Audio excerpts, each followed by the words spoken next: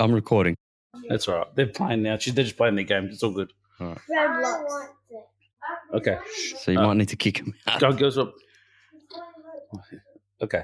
That's fine. Shh, girls. What's your brother doing? Is he down south or what? Yeah, he's heading back. I think he might have just got back, actually. Yeah, apparently there's dramas because there's a bushfire down there and they were diverting everyone. Oh, of course. What else, isn't he? Right. Been a while. It has. There you go. Yeah, not bad. We haven't done a potty for about a month. Yeah, all our loyal listeners will be wondering what the hell happened to us, mate. They're looking at the app on their phone going, why aren't the boys popping up? So everyone's been busy. And a lack of dedication to the cause. You might say. It happens. Man down. Mr. Dominic has headed off down south for the long weekend. He escaped on Friday night. No, Friday. He left Friday morning. So prior to the announcement. Oh, right. No, he was there. He took the day off work, so he was there prior to the announcement. Well, it's the Monday public holiday here in WA after Anzac Day, and we are in full lockdown mode yet again. Absolutely. Yet again. After Friday, the Premier wet the bed again and sent us all home. So, interesting times. But anyway, it's been announced that it ends at midnight tonight, but, obviously restrictions to follow, such as keeping on the masks in public and, I don't know, whatever else. I switched off after I heard that. Yeah, I haven't been paying attention, just over it all, to be honest. So, but another lockdown. So what the rest of our lives going to be doing this lockdown?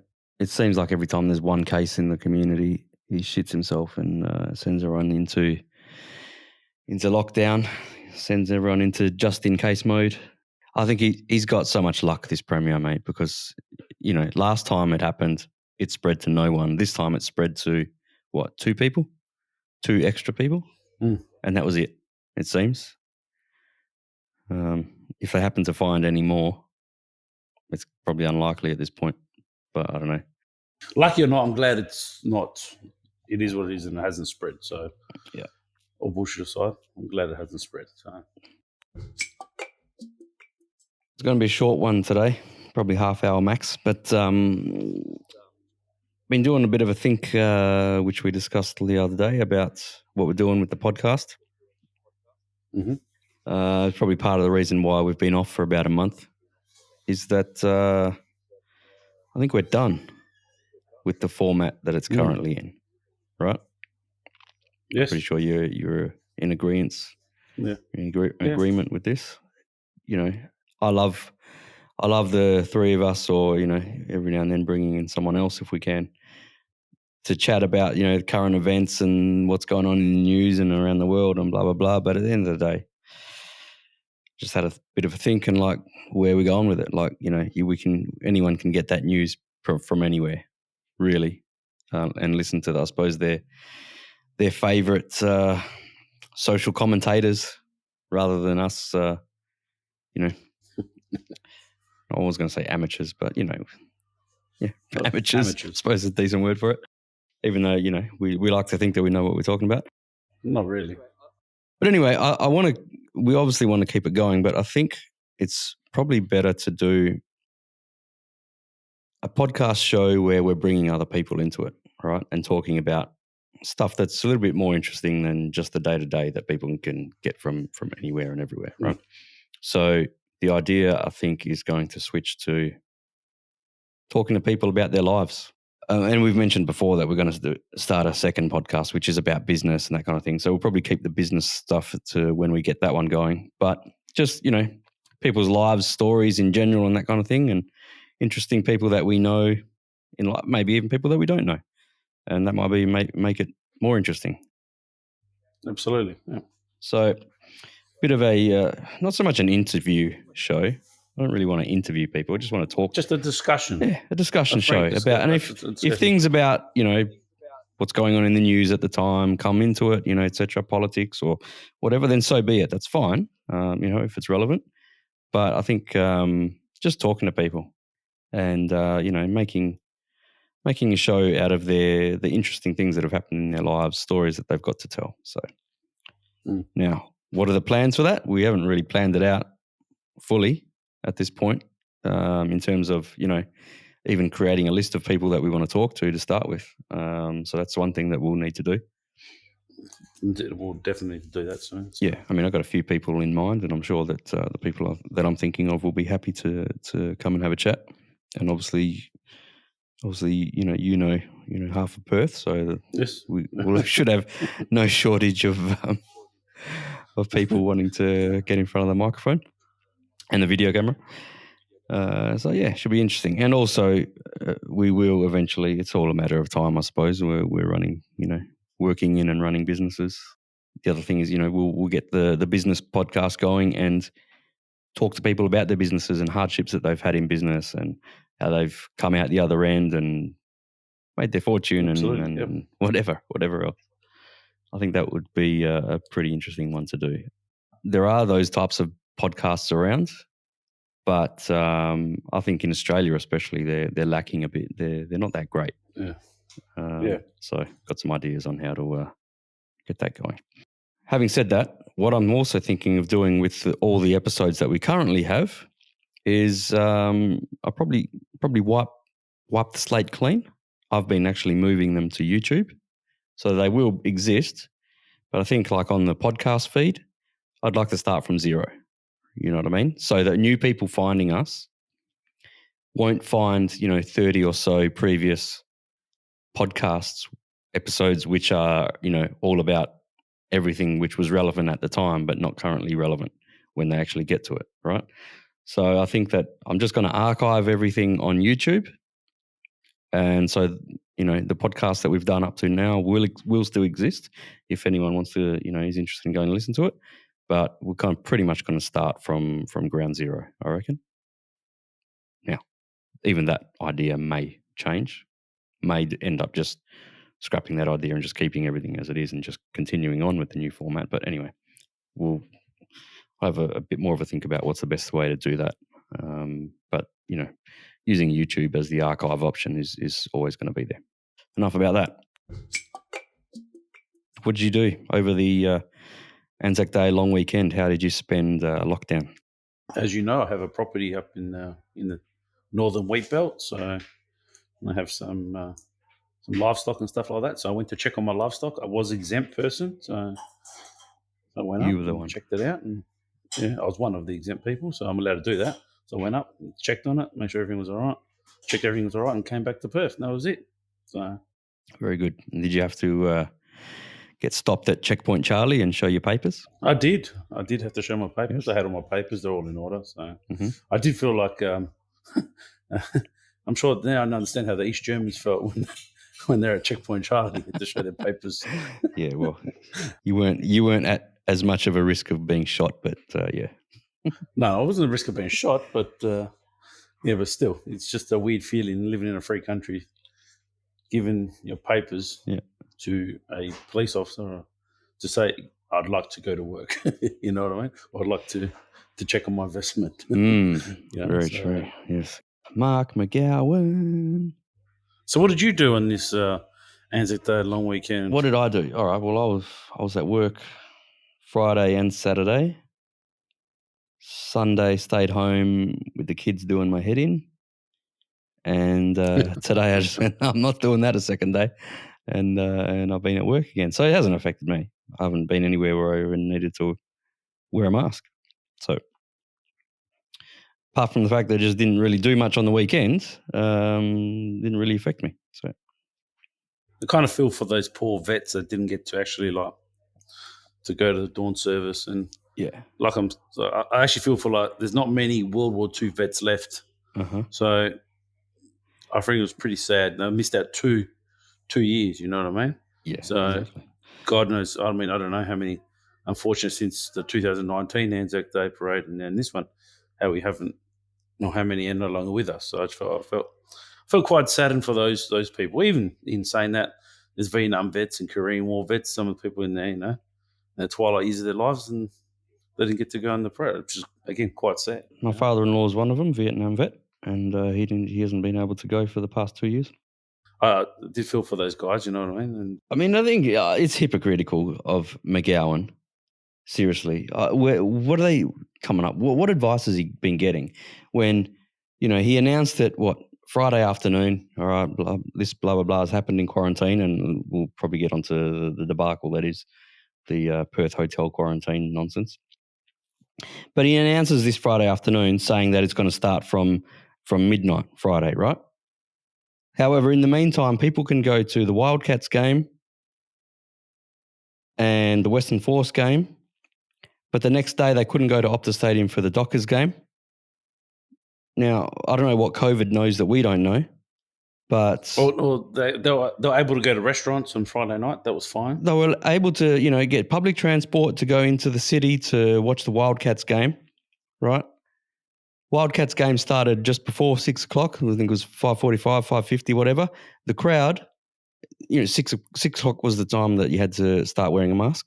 The crowd initially didn't have to wear a mask, but come 6 o'clock in the first quarter of the match, then they had to put the mask on. Figure that one out. Now, can't figure that out. His excuse is they had to get the legal stuff in place before they could, and enforce the lockdown and, get police ready and blah, blah, blah. I'm sorry, but I don't buy that. Absolute bullshit. Because if he had said at his presser on Friday afternoon, the public events tonight, the Western Force and the Wildcats, I'm sorry, they're going to be behind closed doors. Do you think anyone would have pushed back and said, "Oh, do you have legal right to do that? Do you have the right authority in place?" Blah blah blah. No, they would have just accepted it. Right? The venues could have just closed the doors and said it's a closed door event now. Bad luck, right? So from that time of those games to the next game, the next day, the Dockers game, what the hell is the difference? What changed? We're allowing one evening we're allowing thousands to gather together. The next day we're not allowing for thousands to gather together. Seriously, if there's an issue, you shut it down and you shut it down immediately. It seems so pathetic. I went to the shop at like 5:45 on Friday, so I didn't have to wear a mask. But while I was in there, it turned 6 o'clock, and I thought, and everyone's putting their mask on. So did that? Classic. I would have just, if I had been at that Wildcats game where 5:59, I don't have to wear it, but tick over to 6 p.m, everyone's got to get their mask out of their bag or out of their pocket. I would have had to walk out of there. I just wouldn't be able to hack it. I'm sorry. That's just too pathetic for me. Just those stupid little things like that happen around all this COVID, rules. Just I can't stomach it, mate. It's apart from being absolutely farcical and laughable, the fact that it's so nonsensical, I can't stand, living amongst this nonsense. You know what I mean? Yeah.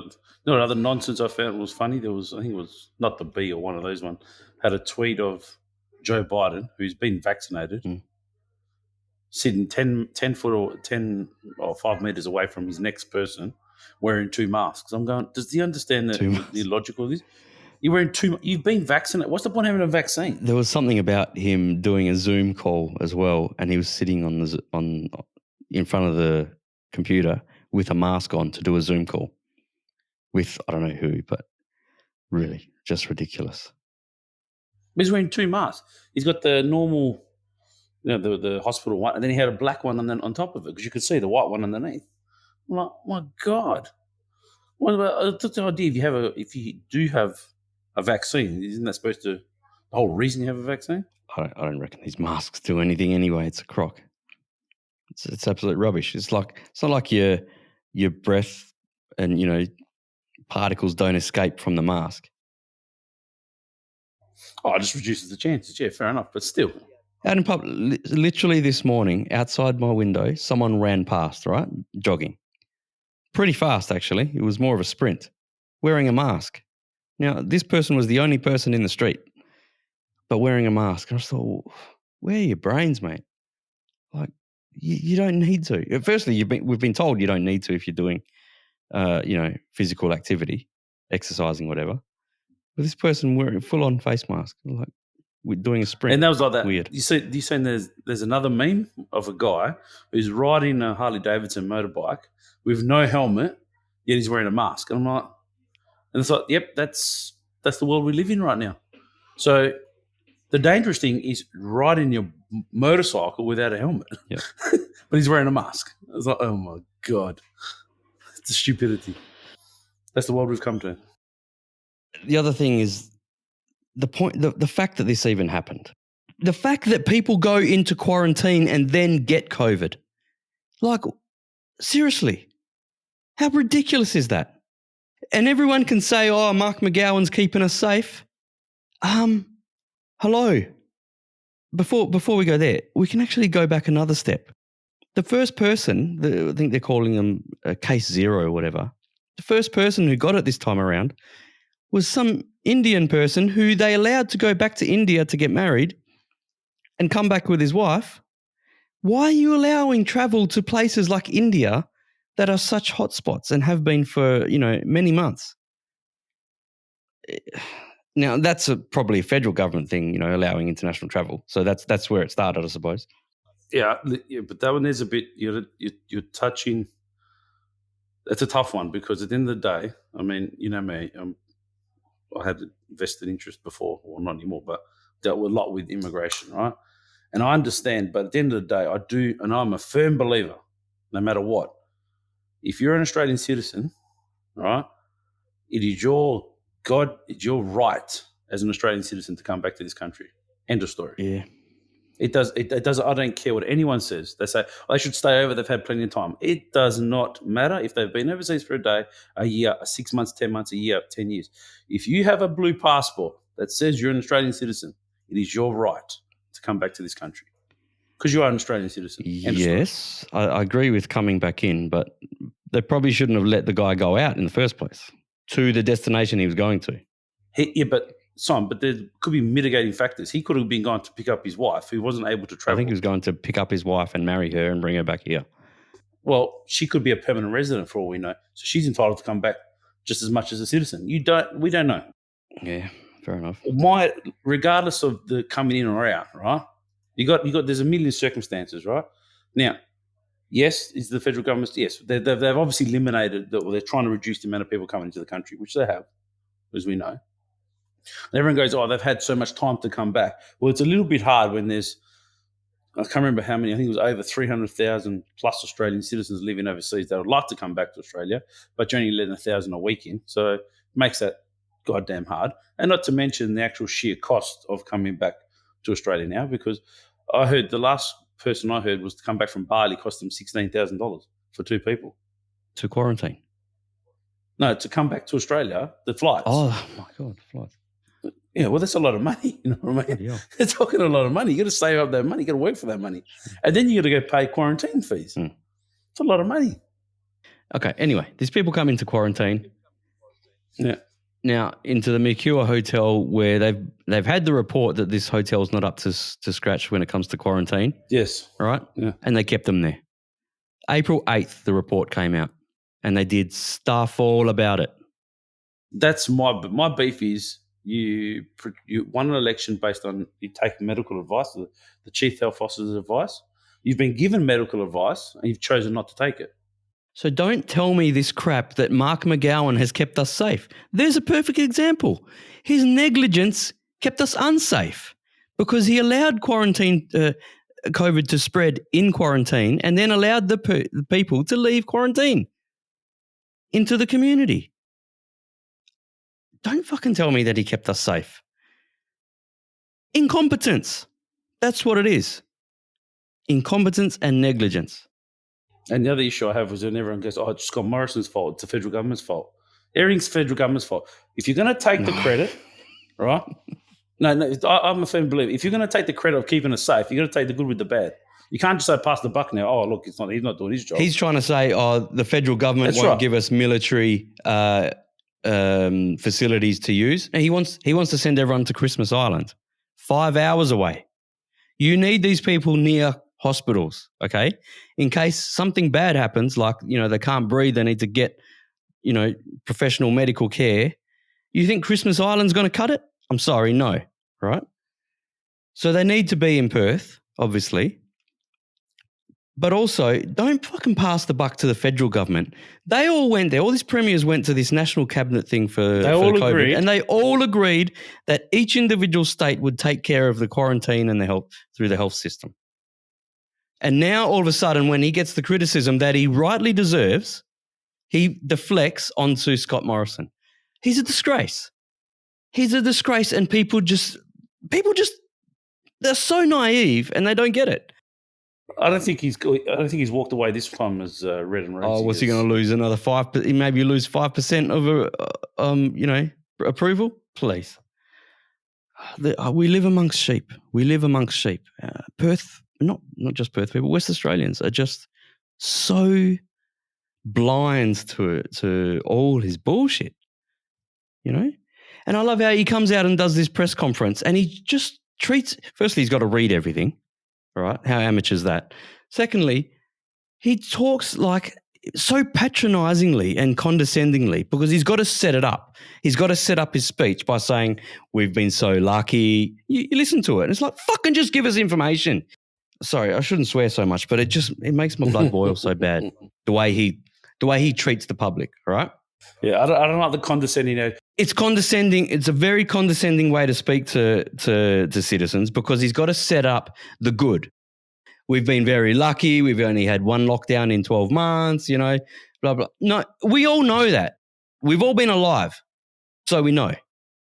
You don't have to try and remind us and try to make our brain switch to, oh, shit, here we go again mode to, oh, yeah, it's okay because, we agree with what you're saying, you're laying on the niceties, so, we'll go along with it. That's what it's about, trying to smooth it over before he gives us the bad news that, we've got to go into this 3-day lockdown.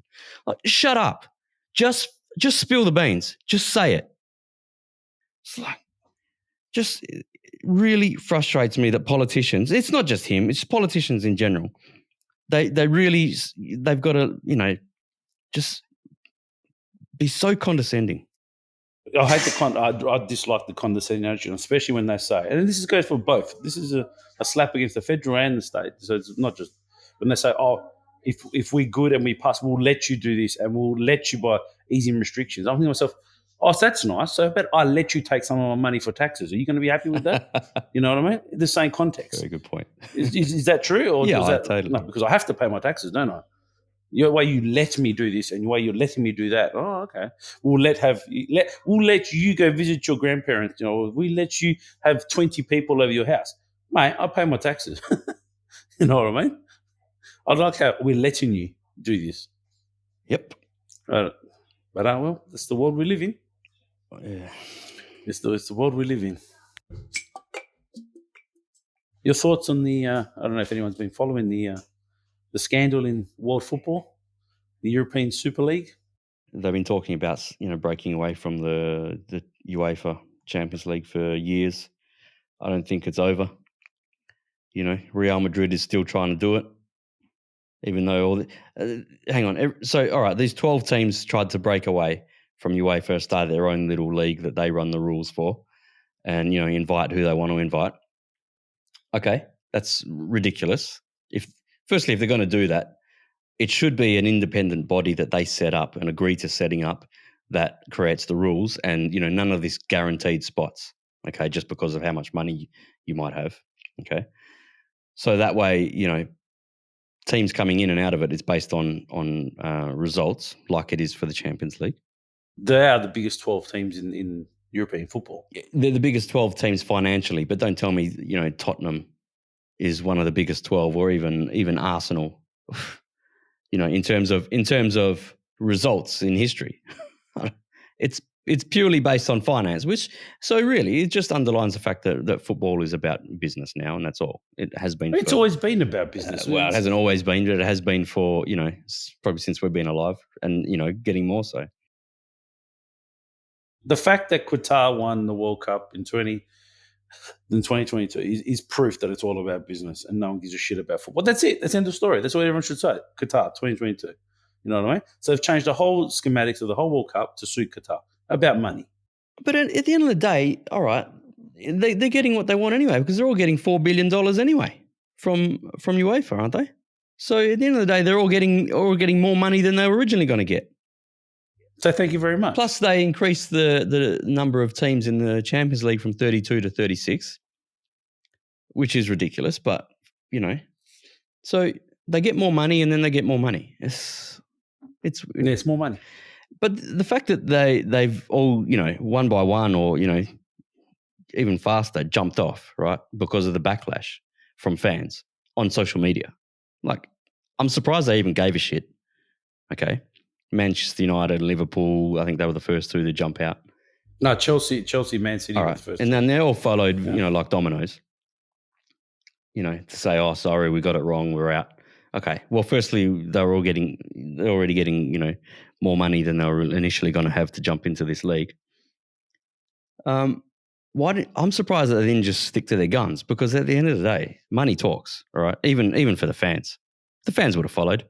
Even if it meant the first year, everyone, it's not like all the fans were going to vow to not support their team, not go along to the stadium and totally ignore this new league. If it had been on beIN Sports, people still would have watched it on beIN Sports, I'm surprised they didn't just stick to their guns. But I'm also, what about the contracts that they would have signed?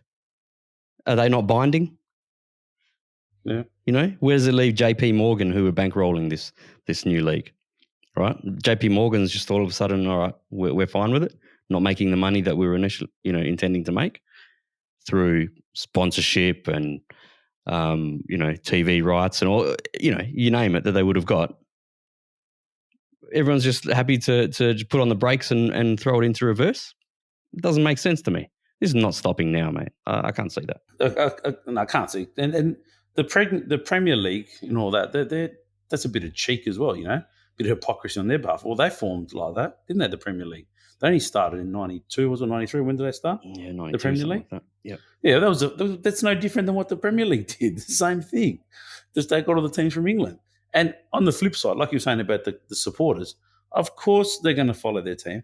And at the end of the day, if you're a person who likes football, just a purist, right, would you rather watch Manchester United play Burnley or West Brom, or would you rather Manchester United play Real Madrid or Juventus or AC Milan?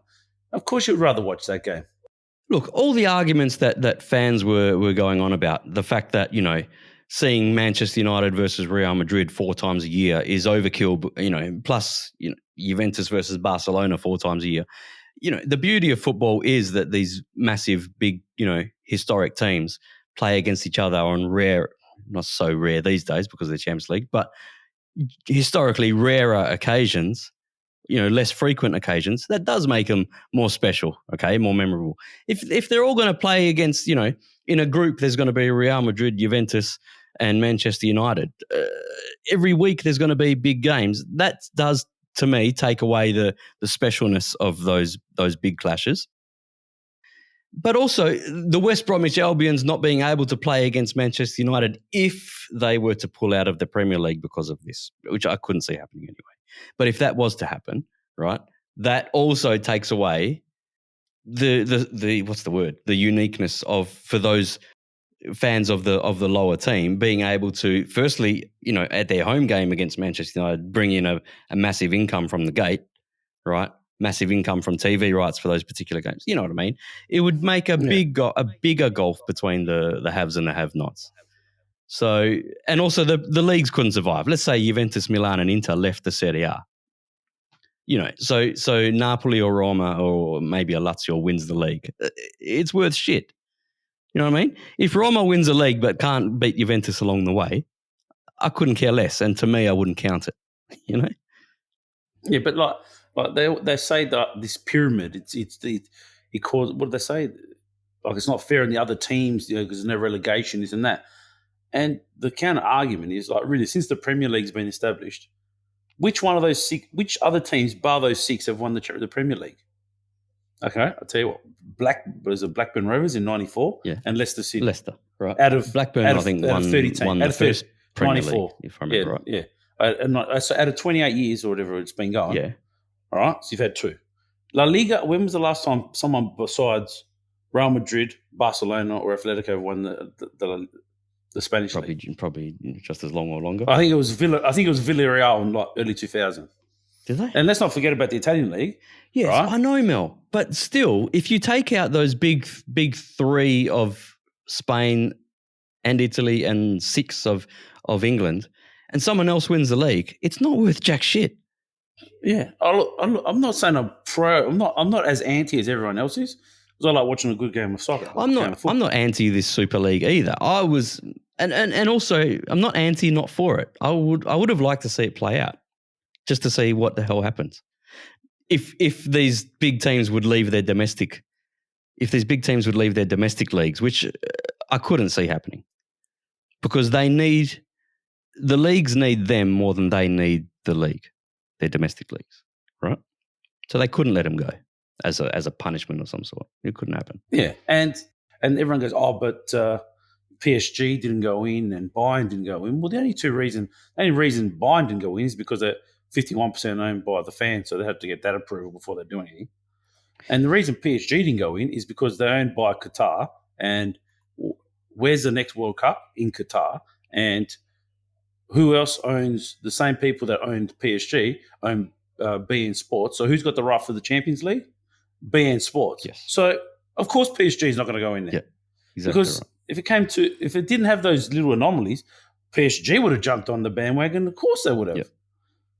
And that's it. So it might have to wait until the Qatar World Cup and maybe contract with beIN Sports ends between beIN and PSG. I don't know. But this Super League eventually will happen, I reckon. One of these years. Eventually happen. And the other thing is the hypocrisy of UEFA and FIFA, mind you. You know what I mean? Is astounding. You know, the fact that they've been made to look like the good guys is. And I'm thinking to my people, you talk about greed. Yeah, and to get these clubs back, they've thrown all these billions of dollars at them anyway, which made them as rich as they were going to be, extra rich, to go into this Super League anyway. I don't know. Yeah, no, and they talk about like, greed of the owners, greed, this and that. Hang on a minute. Again, we'll go back to Qatar. How did FIFA give them the World Cup? Pure greed. Yeah. That's it. End of story. All right. I said this was going to be a short one, Mel, and I got to go because I've got yeah, no dramas, mate. I've got a visitor. So I'm going to have to end it, and that's the podcast for this week. And we'll talk to you soon. Too easy. Have a good one. All right. See you, everyone. Follow us on Facebook. Ciao. Ciao. Gee, that went fast. I'm sorry, but I don't want to be an emperor. That's not my business. I don't want to rule or conquer anyone. I should like to help everyone if possible. Jew, Gentile, black man, white. We all want to help one another. Human beings are like that. We want to live by each other's happiness, not by each other's misery. We don't want to hate and despise one another. In this world, there's room for everyone, and the good earth is rich and can provide for everyone. The way of life can be free and beautiful, but we have lost the way. Greed has poisoned men's souls, has barricaded the world with hate, has goose-stepped us into misery and bloodshed. We have developed speed, but we have shut ourselves in. Machinery that gives abundance has left us in want. Our knowledge has made us cynical, our cleverness hard and unkind. We think too much and feel too little. More than machinery, we need humanity. More than cleverness, we need kindness and gentleness. Without these qualities, life will be violent and all will be lost. The aeroplane and the radio have brought us closer together. The very nature of these inventions cries out for the goodness in men, cries out for universal brotherhood, for the unity of us all. Even now, my voice is reaching millions throughout the world. Millions of despairing men, women, and little children. Victims of a system that makes men torture and imprison innocent people. For those who can hear me, I say, do not despair. The misery that is now upon us is but the passing of greed, the bitterness of men who fear the way of human progress. The hate of men will pass and dictators die, and the power they took from the people will return to the people. And so long as men die, liberty will never perish. Soldiers, don't give yourselves to brutes. Men who despise you, enslave you, who regiment your lives, tell you what to do, what to think, and what to feel, who drill you, diet you, treat you like cattle, use you as cannon fodder. Don't give yourselves to these unnatural men with machine minds and machine hearts. You are not machines. You are not cattle. You are men. You have the love of humanity in your hearts. You don't hate.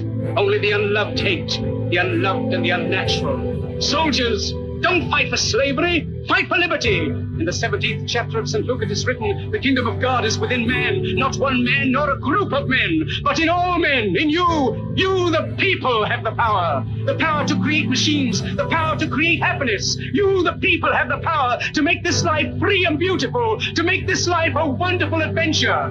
Then in the name of democracy, let us use that power. Let us all unite. Let us fight for a new world, a decent world, that will give men a chance to work, that will give youth a future and old age a security. By the promise of these things, brutes have risen to power, but they lie. They do not fulfill that promise. They never will. Dictators free themselves, but they enslave the people. Now let us fight to fulfill that promise. Let us fight to free the world, to do away with national barriers, to do away with greed, with hate and intolerance. Let us fight for a world of reason, a world where science and progress will lead to all men's happiness. Soldiers, in the name of democracy, let us all unite!